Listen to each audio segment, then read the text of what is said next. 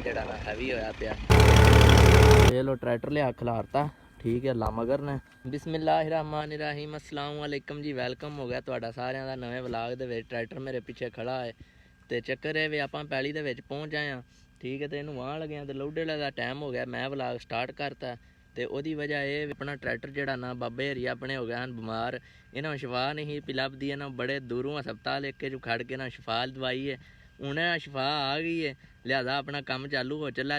2 दिन बीमार रहे ने, उन्हें कोई ठीक हो गया ने ट्रैक्टर साहब अपने, ठीक है। तो आप पैलियां च पहुँच आए हैं, ठीक है। जी टोपी मैं पाई है ये मैंने लभी है गिफ्ट, ये जी ना धुप तू बहु बचाती है ना, तेरी खैर बड़ी चस वाली है, ठीक है। ये भी एक बंदा दे गया, तो मिलांगा वो नाल भी, ठीक है। बाकी पिछे अपनी लाभ है तो कम नू शुरू कर दी है। मैं दे लो ट्रैक्टर लिया खिलारता, ठीक है अल्लाह मगर ने।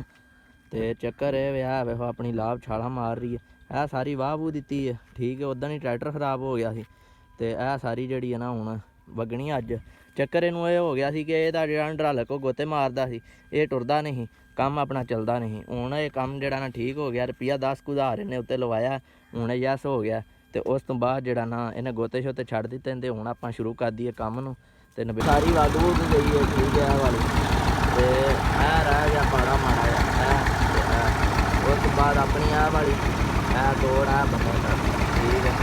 इसको लग के दौड़ है 2 किलियां का सीधा क्लास। तो उस तो बाद आपां वेले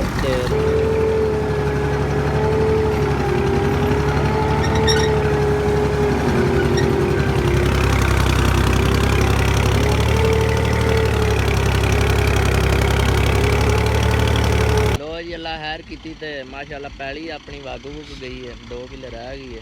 तो मैं तुहानू सीम आना पिछे वेख ही लो, पानी जड़ा ना हैवी होया पिया, वही तुहानू खाना वेख लो।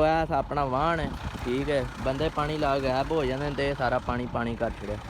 चलो कि कोई नहीं, फिर सूरज अपना डुबया पिया। तो बाकी फटाफट इनू बन के तो मैं दौड़ ला दा, मेरा मतलब अगली वाह दा।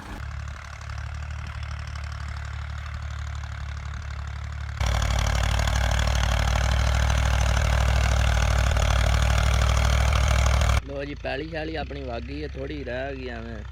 तो भाई बंद ने पा भाई इन्होंने फड़ा दिता, वो आने वारी दे, ठीक है। तो वह जरा ना वो वहाँ लग पे ना तुहानू खाना सूरज डुबने पे है बस हूँ। लो जी पैली शैली आप वाह वेले हो गए हैं, ठीक है। तो जरा ना हूँ आप घर जा रहे हैं, घर चल के ट्रैक्टर में खिलार दिए। बाकी सुबह जरा ग्रीन ग्रूस करके तो पुल वाली बानी है, उत्ते सही चपेड़े होने ने, वो वाहवा मंड है, ठीक है। बाकी नाले तुहानू वहाँ के नहर के नाल हैवी ट्रैक्टर चेक करो कैसा लग रहा, लाइटां के नाल हैवी लग रहा ना, पूरा 10 वाला लग रहा।